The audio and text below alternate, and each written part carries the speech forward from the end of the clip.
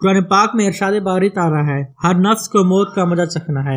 جب موت انسان کی طرف بڑھتی ہے تو جان پیرو کی طرف سے نکلنا شروع ہوتی ہے، اور آخری الفاظ جو گلے سے نکلتے ہیں اس کے بارے میں قرآن پاک کی سورۃ القیامہ میں کچھ یوں بیان کیا جاتا ہے، جس کا مفہوم یہ ہے، اور جان گلے میں جا کر اٹک جاتی ہے، اور لوگ کہتے ہیں جو آس پاس بیٹھے ہوتے ہیں، کوئی ہے ڈاکٹر یا طبیب جو اسے اس کیفیت سے بچا سکے؟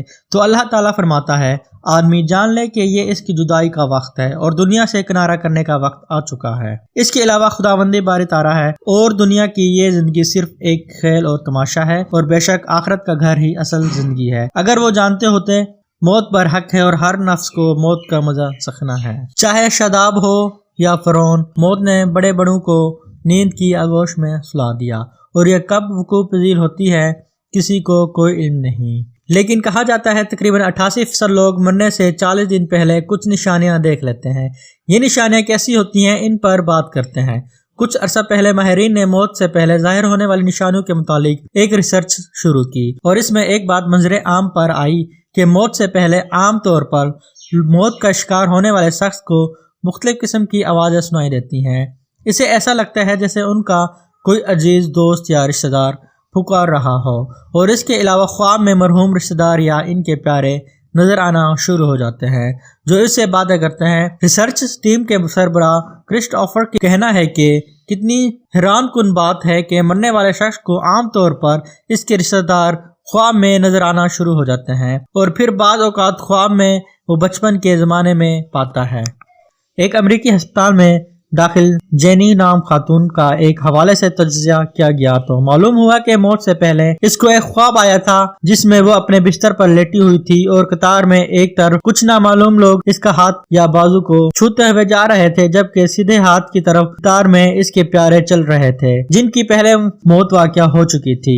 لیکن کسی رشتہ دار کو خواب میں آ جانے کا ہرگز یہ مطلب نہیں کہ خواب دیکھنے والے مرنے کے قریب پہنچا ہوا ہے۔ تاہم یہ بات بھی سچ ہے، جو لوگ مرنے کے قریب ہوتے ہیں ان کو کچھ عرصہ پہلے ایسے خواب آنا شروع ہو جاتے ہیں۔ ماہرین کی تحقیق میں یہ بات سامنے آئی ہے کہ زندگی کے اختتام پر خواب اور مختلف تصورات موت کا قدرتی حصہ ہیں، اور ایسے خواب اکثر سکون بخش حقیقت پسندانہ حامل ہوتے ہیں۔ ماہرین کے مطابق یہ موت کا عمل کا نظروں سے اوجھل ایک حقیقی پہلو ہے۔ اس تحقیق کے دوران ماہرین نے 75 یا اس سے زائد عمر کے مریضوں سے بات چیت کی جو کہ زیر علاج تھے، اور ان سے ان کے خوابوں اور تصورات کے بارے میں معلوم کیا گیا۔ 400 سے زائد افراد سے بات کر کے انہوں نے نتیجہ یعنی خوابوں اور دیگر نظر آنے والی چیزوں اور ان کے خوابوں اور موت کے درمیان ہونے والی دیگر پہلوؤں کا تجزیہ کیا۔ نتائج سے معلوم ہوا کہ 98% مریضوں نے کم از کم ایک خواب ضرور ایسا دیکھا جن میں وہ موت کی جانب بڑھ رہے تھے، یا خود کو مرا ہوا دیکھا، یا پھر کسی عزیز رشتہ داروں کو خواب میں دیکھا۔